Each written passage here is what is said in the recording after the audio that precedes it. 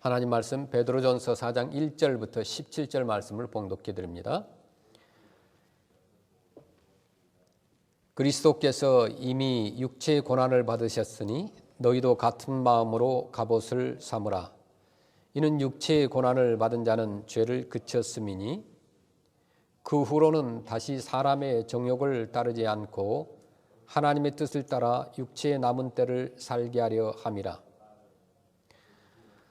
너희가 음란과 정욕과 술취함과 방탕과 향락과 무법한 우상 숭배를 하여 이방인의 뜻을 따라 행한 것은 지나간 때로 족하도다. 이러므로 너희가 그들과 함께 이런 극한 방탕에 다름질하지 아니하는 것을 그들이 이상히 여겨 비방하나 그들이 산 자와 죽은 자를 심판하기로 예비하신 이에게 사실대로 고하리라. 이를 위하여 죽은 자들에게도 복음이 전파되었으니 이는 육체로는 사람으로 심판을 받으나 영으로는 하나님을 따라 살게 하려 함이라. 만물의 마지막이 가까웠으니 그러므로 너희는 정신을 차리고 근신하여 기도하라. 무엇보다도 뜨겁게 서로 사랑할지니 사랑은 허다한 죄를 덮느니라. 서로 대접하기를 원망 없이 하고 각각 은사를 받은 대로 하나님의 여러 가지 은혜를 맡은 선한 청지기같이 서로 봉사하라.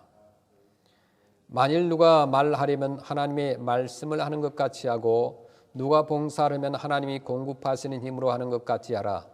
이는 범사에 예수 그리스도로 말미암아 하나님이 영광을 받으시게 하려 함이니 그에게 이 영광과 권능이 세세에 무궁하도록 있느니라. 아멘.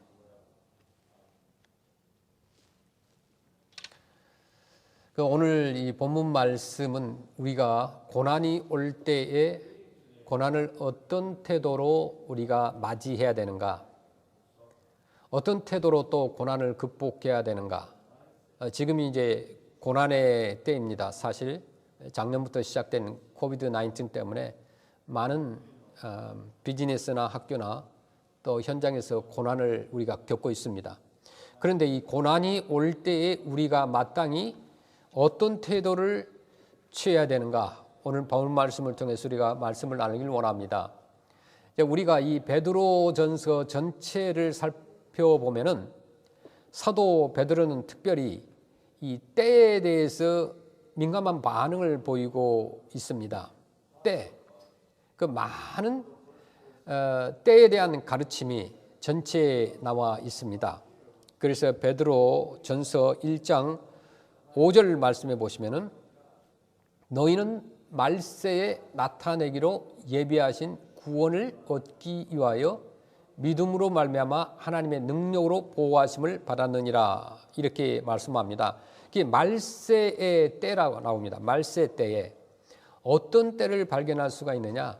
너희가 말세에 나타내기로 예비하신 구원을 얻기 위하여, 이렇게 말씀하는데 이 사도 베드로는 이 고난의 편지를 기록하면서 지금 현재 그들 앞에 직면해 있는 이게 종말론적인 말세의 고난을 피부로 느끼고 있었다는 사실을 이 구절에서 우리가 알 수 있습니다. 그래서 베드로전서 1장 11절 말씀 보시면 자기 속에 계신 그리스도의 영이 그 받으실 고난과 후에 받으실 영광을 미리 증언하여 누구를 또는 어떠한 때를 지시하시는지 상관이라 라고 말씀합니다. 여기에도 마찬가지입니다. 때에 대한 사도 베드로의 그 관심을 우리가 볼 수가 있는데 베드로와 시간은 아주 특별한 관계가 있습니다. 그 주님께서 베드로에게 뭐라고 말씀하셨습니까? 닭 울기 전에 네가 3번 나를 부인하리라 그랬거든요. 이 말씀을 들은 이후로 아마도 베드로는 시간에 대한 긴장감을 느끼기 시작했는지 모릅니다. 실제적으로 너가 3번 닭 울기 전에 나를 배신하리라, 그때에 3번 닭이 울기 전에, 그렇게 그 때를 기억하고 있는 이 베드로는 이 때에 대해서 대단한 어떤 민감한 반응을 갖고 있습니다. 어떤 트라우마를 가지고 있다고 볼 수도 있죠. 이 베드로전서가 기록된 바로 직후부터 우리 크리스찬들에게 말할 수 없는 핍박이 당시에 임합니다. 그러니까 이 베드로 전서가 기록된 바로 이후인데, 이 당시에 로마의 황제였던 그 네로가 불을 질러 가지고 이제 대로마 화재 사건이 일어나고, 그로 인하여서 이제 우리 크리스찬들이 이제 누명을 씌우죠. 로마가 집을 다 불태운 다음에 크리스찬들에게 누명을 씌우고, 그로 인하여서 이제 박해가 시작됩니다. 이제 바로 이러한 박해가 임하기 직전에 성령의 감동하심을 받아서 이 편지를 기록했던 사도 베드로는 아마도 이 네로 황제의 로마 화재와 대박해를 예감하고 이 말씀을 기록하고 있었을지 모릅니다. 이 점점 다가오는 이 고난의 그림자를 바라보면서 사도 베드로가 이 고난이 올 때 우리는 그러면 어떤 태도로 이 고난을 우리가 직면해야 되는가? 이런 말씀을 우리 크리스찬들을 향하여서 정말 오늘 살아가는 우리들에게 똑같이 네로의 박해는 아니지만 또 다른 방향의 박해들이 우리에게도 있습니다. 그럴 때 우리 크리스찬들을 향해서 어떻게 우리가 고난을 넘겨야 되고 어떤 태도를 갖고 고난을 받아들여야 되는가, 그렇게 말씀하고 있습니다. 첫 번째, 고난이 오면 사람들이 죄를 짓게 되는데, 고난이 올 때 우리는 죄에 대해서 어떤 태도를 취해야 되는가? 이 고난과 죄가 어떤 상관관계를 갖고 있는가를 생각해 봐야 됩니다. 그런데 고난이 올 때 고난 그 자체도 문제이지만은 그 고난 때문에 우리가 죄를 범하기 쉽다는 거죠. 그래서 베드로는 본문에서 말씀을 통해서 고난이 올 때에 죄를 짓지 말고 하나님의 뜻을 이루어 가야 된다고 말씀합니다. 이것이 오늘 본문에서 사도 베드로가 우리에게 전달해 주는 메시지입니다. 그러면 이 고난이 올 때 어떻게 해야 되는가? 우리 죄를 짓기 쉬운데 어떻게 해야 되는가? 첫째, 예수 그리스도를 바라보고 주님을 본받아라, 이렇게 말씀합니다. 베드로전서 4장 1절에 보면은 그리스도께서 이미 육체의 고난을 받으셨으니 너희도 같은 마음으로 갑옷을 삼으라. 이는 육체의 고난을 받은 자는 죄를 그쳤음이니. 아멘. 예수 그리스도의 그 태도를 본받으라고 그랬어요. 우리 주님이 고난을 받으셨는데 내가 이 어떻게 고난에서 면제될 수 있겠는가? 그래서 우리도 그 고난의 길을 걸어가야 된다는 거죠. 그러면서 계속해서 너희도 같은 마음으로 갑옷을 삼으라, 이렇게 말씀하죠. 주님이 고난을 대비해서 준비하셨던 것처럼 오늘 살아가는 우리들도 마찬가지로 이 고난을 대비하는 갑옷을 준비하라고 그랬습니다. 그러면 여기에서 말하는 갑옷이라는 것이 무엇인가? 고대 히랍 시대에 전투를 하는 전사가 갑옷을 두릅니다. 무장을 합니다. 바로 그런 것이에요. 전투 태세를 갖추는 것을 말하는 거예요. 고난이 다가오고 있어요. 환란의 회오리 바람이, 박해의 그림자가 우리를 향해서 서서히 다가오고 있습니다. 오늘 살아가는 우리 크리스찬들은 이 고난을 대면할 수 있는 그런 준비가 되어 있는가, 내 자신에게 물어보아야 된다는 거죠. 우리가 고난을 대면하게 될 때, 아니 전쟁에 만약에 돌입하게 된다고 한다면 굉장히 그 태도가 중요합니다. 우리가 어떤 태도를 가져야 되는가? 고난이라는 그 삶의 현장에서, 고난이라는 이 전쟁터에서 우리는 어떤 태도를 갖고 이 영적인 전쟁에 임해야 되는가? 이 태도가 너무나 중요합니다. 왜냐하면 이 태도라고 하는 것은요, 싸움의 승패를 결정하기 때문에 그렇습니다. 우리가 주님을 생각해야 되죠. 그 주님께서는 어떻게 육체의 고난을 받으셨는가? 주님은 고난이 왔을 때 이 고난에 대해서 어떤 불평이나 원망이나 경솔하게 죄를 짓는 그런 과오를 범하지 않으셨습니다. 이것이 하나님의 뜻 가운데서 그 고난이 온다는 사실을 아셨기 때문에 그 고난을 수용하기로, 또 고난을 기꺼이 받아들이기로 결정을 했습니다. 더군다나 주님의 고난은 주님 자신의 잘못 때문에 찾아온 고난이 아니라 바로 인류의 죄악 때문에 받으신 것입니다. 내 자신, 내 죄 때문에 우리 주님이 고난을 받으셨는데 내가 어떻게 다가오는 고난을 피하기 위해서 그 고난과 타협하기 위해서 죄를 즐기는 자리에 서 있을 수 있단 말인가. 그래서 예수 그리스도께서도 이미 육체의 고난을 받으셨으니 너희도 같은 마음으로 갑옷을 삼으라. 이 육체의 고난을 받은 자가 죄를 그쳤습니다. 그래서 보면 그렇게 말씀합니다. 주님께서 육체의 고난을 받으심으로 말미암아 우리가 죄로부터 해방되었다는 말이죠. 그렇다면 이러한 그리스도를 구주와 주님으로 모시고 살고 있는 오늘날 우리 크리스찬들이야말로 이 고난에 대해서 훨씬 우리가 어떤 능동적인 자세로 대처해야 되지 않겠습니까? 고난이 올 때 우리는 그러면 어떤 태도를 가져야 되는가? 두 번째는 하나님의 뜻을 따라가자. 고난이 올 때 하나님의 뜻을 따라가는 것이 중요합니다. 베드로전서 4장 2절 말씀 보시면 그 후로는 다시 사람의 정욕을 따르지 않고 하나님의 뜻을 따라 육체의 남은 때를 살게 하려 함이라. 아멘. 이 말씀에는 두 가지의 대조가 나옵니다. 첫째는 사람의 정욕과 하나님의 뜻이 이렇게 서로 대조를 이루죠. 사람의 정욕을 쫓지 말고 하나님의 뜻을 쫓으라. 고난이 올 때 인간의 정욕을 쫓아 우리의 이기심을 극복하지 못한다고 한다면 우리는 고난을 쉽게 그 고난과 함께 타협해 버리기 쉽다는 거죠. 그러다 보면은 죄를 짓게 됩니다. 고난이 올 때 우리는 먼저 이 고난이 왜 주어지는가? 이 고난을 허용하시는 하나님의 뜻이 무엇인가 생각하고 하나님의 뜻을 찾는 것이 중요합니다. 그래서 이 땅에서 인간이 드린 모든 기도 가운데서 가장 위대한 기도의 모범이 있다면 그것은 예수님께서 겟세마네 동산에서 드린 마지막 기도라고 볼 수 있습니다. 예수님께서는 십자가의 고난이 하나님의 뜻을 따라 주어지고 있다는 사실을 분명히 아셨어요. 그러므로 이 고난을 받아들일 수 있었던 것입니다. 이것은 단순히 우연한 상황의 전개가 아니라 어쩔 수 없이 이 십자가 앞에 부딪힌 것이 아니라 하나님의 뜻 가운데서 이 고난이 주어졌음을 그분은 아셨습니다. 따라서 이 고난을 받아들일 수 있었던 것입니다.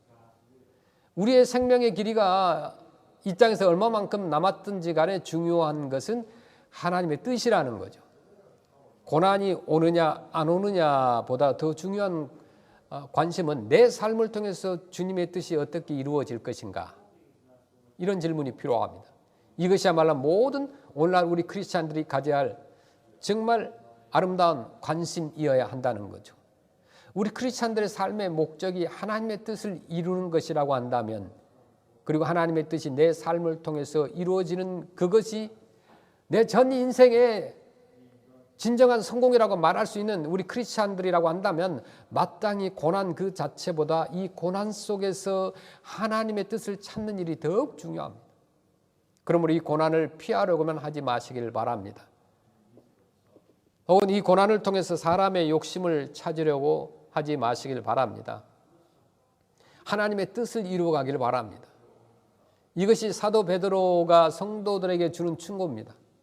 고난이 올 때 우리는 어떤 태도를 우리 또 취해야 되겠는가? 세 번째는 지나간 과거를 돌이켜서 생각해 보자는 거죠.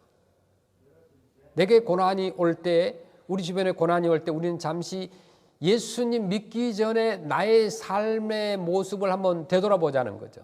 물론 모태신앙 때부터 예수를 믿었다고 한다면은 물론 그렇다 할지라도 지나가는 과거 쭉 되돌아보면 얼마나 내가 많은 죄를 저질렀습니까?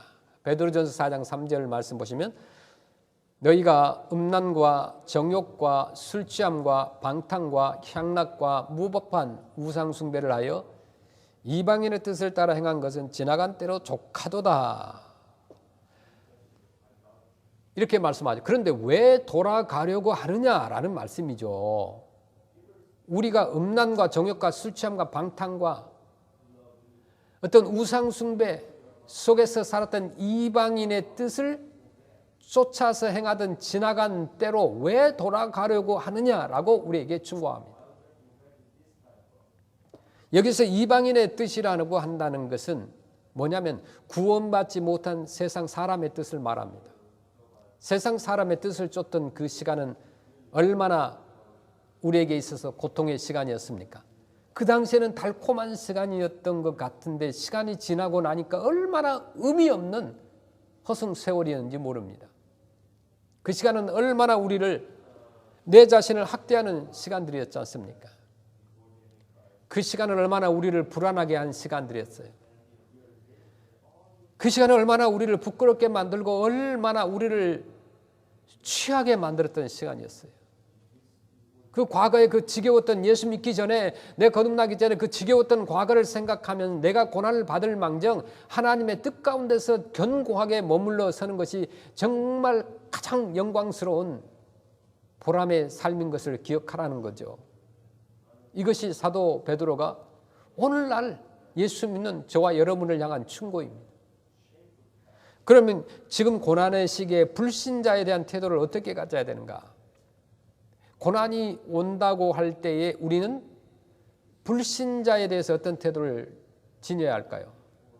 고난이 오면 불신자에 대해서 우리가 불만을 갖게 되죠. 그런데 베드로전서 4장 4절 이하 6절의 말씀이 고난이 올 때 우리가 믿지 않는 자들에게 대해서 어떤 태도를 지녀야 되는가를 가르쳐주고 있습니다. 베드로전서 4장 4절에 이러므로 너희가 그들과 함께 그런 극한 방탕에 다름질하지 아니하는 것을 그들이 이상히 여기에 비방하나. 여기에서 중요한 것이 단어가 있습니다. 이러므로 너희가 그래서 너희와 그들이 구별되고 있다는 거예요. 너희라는 것은 성도들이고 그들이라는 말은 3절에 나타난 죄 속에 빠져 살고 있는 이방인을 말합니다. 우리가 예수님을 믿고 나니까 그렇게 정신없이 예수를 믿지 않고 사는 사람들이 이상하게 보이는 거죠. 그런데 그들이 이방인들이 예수 안 믿는 사람들이 보기에는 또 우리가 이상한 거예요. 그렇지 않습니까? 여러분 갑자기 예수 믿었는데 그 믿기 전에 만났던 친구들이나 사람들이 너 이상하다 그렇게 얘기하잖아요. 그 사람들이 보기에는 우리가 그냥 미친 거예요. 우리가 볼 때는 그들이 분명히 미쳤는데 물론 우리가 도덕과 윤리를 떠난 어떤 광신적인 신앙은 극히 경계해야 됩니다. 오늘날 얼마나 많은 가짜 뉴스와 가짜 거짓 선지자들이 나타나서 오늘 이 코비드 19으로 인하여서 고난 속에 있는 우리 성도들을 현혹한지 몰라요. 매우 조심해야 돼요. 기준이 하나님의 말씀이고 성경이 돼야 되는 건데 오늘날 교회를 못 가니까 사람들이 자꾸 유튜브나 이상한 어떤 선지자들, 목회자들의 설교를 듣게 되고 거기에 빠지게 되는 사람들이 얼마나 많은지 몰라요. 사실 우리가요, 하나님 말씀에 미쳐 있다는 것은 좋은 현상이에요. 좋은 의미에서 말하자면 우리가 예수 믿는다고 한다는 것은 좋은 의미로 말하면 진짜 미쳐야 되는 거죠. 그럴 필요가 있어요. 그리고 우리가 예수 그리스도를 만났을 때 예수 그리스도로 말미암아 정말 내가 변화된 영광스러운 삶을 가리켜서 우리 크리스찬이 정말 미친 삶이라고 말하는 것은 얼마나 그렇게라도 우리가 받을 수 있어요. 그런데 자꾸 이단이나 시한부 종말론적으로 빠져가지고 나쁜 쪽으로 미쳐있는 사람들이 있다는 거죠. 굉장히 경계해야 됩니다. 예수님께서도요, 이상하다는 소리를 들었어요. 마가복음 3장 21절에 보면 예수의 친족들이 듣고 그를 붙들러 나오니 이는 그가 미쳤다밀러라. 이제 예수님의 친족들이 예수님을 너무나 잘 알고 있는 친척들이 들고 붙들러 나왔어요. 그러면서 예수님을 미쳤다 그랬어요. 사도 바울도 마찬가지였어요. 미쳤다는 말을 들었습니다. 사도행전 26장 24절에 바울이 이같이 변명하며 베스도가 크게 소리내어 이르되 바울아 네가 미쳤도다. 네 많은 학문이 너를 미치게 한다 하니. 바울이 그전에는 예수님을 핍박하고 예수 믿는 사람들 잡아가고 이렇게 했었어요. 그 예수님을 거부하기 위해서 얼마나 많은 공부를 했었어요. 그런데 갑자기 변화돼 가지고 예수님을 변호하자 베스도가 그 영광스러운 그 예수 그리스도를 변호하고 있는 사도 바울을 가리켜서 미쳤다고 그렇게 한 거예요. 나중에 바울은 자신이 주를 위해 미쳤다고 고백을 합니다. 이것은 좋은 미침이죠. 고린도후서 5장 13절에 보면 우리가 만일 미쳤어도 하나님을 위한 것이요 정신이 온전하여도 너희를 위한 것이니. 아멘. 이 사람이 이 180도 미쳐버리면 이상한 거예요. 180도 미쳐버리면. 그런데 차라리 360도 미쳐버리면 우리가 서 있는 그 자리, 본연의 자리로 돌아오잖아요. 이제 어제 어떤 분을 만났습니다. 여러 가지 이제 코비드-19로 인하여서 비즈니스가 문을 닫았어요. 그런 가운데서 자기가 전에 예수님을 믿고 교회를 나갈 때는 한 발은 이제 목욕탕을 비유하면서 한 발은 온탕에 한 발은 냉탕에 이렇게 두고 있었다. 그런 얘기를 하더라고요. 그래서 자기가 어느 쪽에 속해 있는지 몰랐었고 그렇게 세월이 지나갔더라. 그래서 그런 부분에 있어서 하나님 앞에서 이제 이후로는 정말 하나님을 진심으로 섬기기를 원한다는 그런 고백을 들었습니다. 예수님을 믿고 지금 생각해 보면은 우리가 거듭나기 전에는 틀림없이 미쳐서 그렇게 행동하고 다녔었습니다. 뭐 술에 미치든 어떤 게임블링에 미치든 어떤 명예에 미치든 뭔가에 미쳐 있었어요. 미치지 않았다고 하면 어떻게 그렇게 행동할 수 있었겠습니까? 그렇죠. 이처럼 두 가지 각각 다른 삶의 갈등이 이 박해를 불가피하게 만듭니다. 그래서 세상 사람들과 친구들은 믿는 우리를 비방합니다. 그러므로 우리는 이 필연적인 핍박을 불신자들로부터 받을 것을 각오하고 살 필요가 있다는 거죠. 사실 신자들에게 핍박이 없다면 뭐 재미가 없어요. 적당히 타협하면서 살기 때문에 핍박이 없는 것은 아닌지 검토할 필요가 있죠. 우리의 삶이 어떤 불신자와 명확히 구별된다면 필연적으로 핍박이 오게 돼 있다는 거예요. 그런데 우리가 적당히 타협하면서 살기 때문에 혹시 핍박이 없는 것은 아닌가 한번 되돌아볼 필요도 있어요. 그러므로 어떤 의미에서는 핍박이 필요한 것인지 모릅니다. 핍박은 우리를 오히려 또 크리스찬답게 만들어주기도 합니다. 베드로전서 4장 5절 말씀 보시면 그들이 산자와 죽은 자를 심판하기로 예비하신 이에게 사실대로 고하리라. 이 불신자들 그들이 우리를 비방하고 핍박하지만 결국 그들은 전능하신 하나님의 최후의 심판 앞에 직면하고야 말 거라는 거죠. 산자와 죽은 자를 심판하시는 이 심판자 앞에 서서 그들의 삶을 후회하면서 슬피 이를 갈 때가 다가오고야 말 것이라고 말씀합니다. 베드로전서 4장 6절 말씀 보시면 이를 위하여 죽은 자들에게도 복음이 전파되었으니 이는 육체로는 사람으로 심판을 받으나 영으로는 하나님을 따라 살게 하려 함이라. 아멘. 이게 무슨 말씀일까요? 무슨 뜻일까요? 죽은 자들에게도 다시 복음을 전할 수 있다는 말인가? 절대 그런 의미가 아닙니다. 이 본문 말씀을 문맥 속에서 좀 더 살펴보면 베드로전서 4장 6절에 이를 위하여 죽은 자들에게도 복음이 전파되었으니 이는 육체로는 사람으로 심판을 받으나 영으로는 하나님을 따라 살게 하려 함이라. 다시 말하면 이 말씀은 뭐냐면 불신자들은 심판을 받지만 우리는 심판을 받지 않도록 하기 위해서 죽은 자들에게도 여기에서 죽은 자들이란 뭐냐면 예수님을 믿고 죽은 그 당시의 사람들을 의미하는 거죠. 베드로 당시에 핍박을 받아서 죽어간 순교자들이 얼마나 많았는지 몰라요. 그 순교자들을 말합니다. 그들이 죽은 다음에 복음을 받았다는 말이 아니라 그들이 살았을 때에 복음을 받았다는 말이죠. 육체로는 사람처럼 심판을 받으나 영으로는 하나님처럼 살리라는 그 말은 그들이 죽었지만은 그들의 신앙 때문에 순교했지만 영으로는 하나님처럼 살게 되는 그 영원한 구원을 받게 될 것이라는 것을 말합니다. 떳떳하게 설 수 있기 위해서는 우리가 복음과 함께 죽었다는 사실을 강조하는 말씀이에요. 우리가 이 불신자들을 향해서 어떤 태도를 지녀야겠습니까? 우리가 잘못한 것이 하나도 없이 그들에게 핍박을 받을 때 그것을 내가 당연한 사실로 받아들일 수 있는가? 참 견디기 어려워요. 힘들어요. 그러면 세 번째, 고난이 올 때에 우리가 어떤 태도를 가져야 되는가? 하나님을 향해서 어떤 태도를 가져야 될까요? 베드로전서 4장 7절 말씀, 만물의 마지막이 가까웠으니 그러므로 너희는 정신을 차리고 근신하여 기도하라. 고난이 왔을 때 주의 말씀이 우리에게 해답을 줍니다. 야고보도 고난이 오거든 기도하라고 그랬어요. 고난을 맞이해서 우리가 해야 할 가장 중요한 일은 기도하는 일이에요. 그런데 기도할 때 어떻게 기도하라고 했습니까? 정신을 차리고 근신하고 기도하라고 그랬어요. 특히 이 구절에서요, 정신을 차리고 기도하라는 말씀이 어떤 것과 관련이 있을까요? 만물의 마지막이 가까웠으니, 우리는 마지막이 가까웠다는 말을 들으면 정신을 잃어버리기 쉬워요. 오늘날 얼마나 많은 이단 교주들이 또 추종자들이 정신을 혼란스럽게 만들어가지고 그 사람들 속여가지고 이 시한부 종말론에 빠지게 하는지 몰라요. 그러나 만물의 마지막이 가까웠다는 사실 때문에 우리가 정신을 잃어버리면 절대 안 됩니다. 잃어버릴 이유가 하나도 없어요.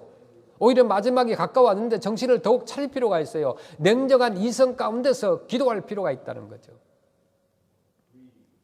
우리가 기도하자. 하나님, 다가오는 이 고난 속에서 우리는 어떻게 살아야 합니까? 이 위기 속에서 내가 무엇을 하면 좋겠습니까? 우리는 정말 냉철한 이성을 가지고 이 다가오는 종말의 시간을 위해서 더욱 분명히 기도드릴 필요가 있다는 거예요. 늘 말씀드리지만 가슴은 뜨겁게, 머리는 차갑게.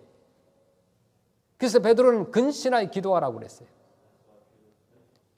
그러면 우리 성도들의 고난을 당할 때 태도를 어떻게 해야 되는가?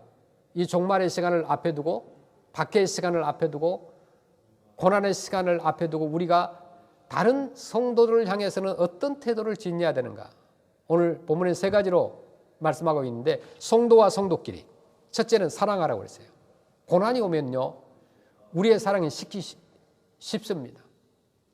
주님께서 말씀하신 말세의 징조 중에 하나는 뭐라고 했느냐면, 여러 가지 징조를 얘기하지만 사랑이 없다고 그랬어요. 사랑이 없다. 오늘날 사랑이 없어요. 그리고 진정한 크리스찬들을 고난의 시간이 올 때 더욱 힘써 사랑할 필요가 있다고 하는 거예요. 초대교회 성도들이 말할 수 없는 핍박 가운데서 카타콤의 지하 동굴 속에서도 그들이 목숨을 기꺼이 버리는 순교의 그 순간에서도 그들의 신앙을 위대하게 만들 수 있었던 것은 뭐냐면 그들에게 서로를 사랑하는 사랑이 있었기 때문에 그랬습니다. 사랑의 힘이 위대합니다. 고난의 시간 속에서 서로 사랑을 나누는 것이 필요합니다. 그 사랑이 있을 때 우리는 이 고난을 담대하게 극복해 나갈 수가 있어요. 그래서 무엇보다도 열심으로 서로 사랑할지니 이렇게 말씀합니다. 사랑을 하되 어떻게 해요? 열심히 사랑하라는 거예요. 그런데 그 열심히 사랑하라는 말은 뭘까요? 이 말은요, 원래 그 운동선수가 저 앞에 목표점을 향해서 전심전력을 향해서 달려가고 골이 나는 장면을 묘사할 때 쓰여진 낱말이 바로 열심이라는 단어예요. 다시 말하면 최선을 다해서 사랑하라는 거예요. 또 우리는 사랑함으로 서로의 허물을 덮어주어야 됩니다. 남의 허물을 덮는다는 것은 얼마나 아름다운 일일까요? 이것은요, 남의 잘못을 비호하라는 그런 말이 아니에요. 거짓을 진실로 둔갑시키라는 얘기가 아닙니다. 하나님 앞에서 잘못은 심판되고야 맙니다. 주님 앞에서는 아무것도 가리워질 것이 없습니다. 하나님은 최후의 심판자이십니다. 그리고 그분만이 홀로 완전한 심판자죠. 하나님만이 완전하게 자신의 공의를 따라서 철저하게 심판할 수 있습니다. 그런데 하나님만이 하실 수 있는 그 일을 내가 하려고 하면 우리는 하나님을 향한 월권 행위를 하고 있다는 거죠. 하나님의 권리를 침해하는 것입니다. 우리 심판이라고 하는 것은 주님께 맡기고 우리는 열심히 사랑하는 일이 남아 있어요. 사단이 결코 할 수 없는 일이 있습니다. 사단은요, 사단 마귀는 기적을 행할 수도 있고요, 사단이요, 병도 고치고 능력도 행합니다. 성경을 보면 사단이 병을 고쳐요. 사단이 작은 귀신들을 내어 쫓기도 합니다. 그러나 사탄 마귀가 결코 할 수 없는 일이 있다. 그것은 사랑이라는 거예요. 사탄은 사랑할 수가 없어요. 사랑은 오직 하나님께 속한 고유의 창조적인 행위입니다. 하나님은 사랑이십니다. 고난의 회오리 바람이 부는 시간을 내다보면서 사도 베드로는 성령님의 감동하심을 받아서 우리에게 그렇게 말씀하죠. 여러분 더욱 열심으로 서로 사랑합시다. 하나님은 사랑이시다. God is love. 예수 믿고. 두 번째, 이 고난의 때 성도가 무엇을 하라고 했느냐? 대접하라고 그랬어요. 1세기 초대교회 시절로 돌아가서 생각해 보면 이 말씀이 더욱 실감이 나죠. 이 초대교회 때 핍박을 받으니까 고난을 받아가지고 쫓겨다닙니다. 잡히면 죽이니까. 그 당시에 성도들은 내가 크리스찬이라고 탄로나면은 목숨을 잃어요. 그래서 이곳저곳으로 도망 다녔습니다. 그러다 이런 나그네들을 대접하는 일도 그 당시에 위태로운 일이었어요. 그럼에도 불구하고 이 성도들을 숨겨주고 대접하는 일은 얼마나 귀한 일인지 모릅니다.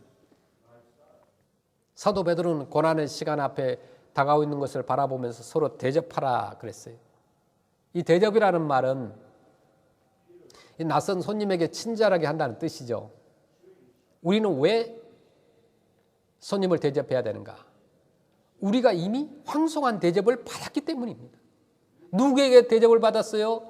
주께로부터 풍성한 대접을 받았어요. 무엇을 받았어요? 생명을 받았어요. 히브리서 13장 2절에 손님 대접하기를 잊지 말라.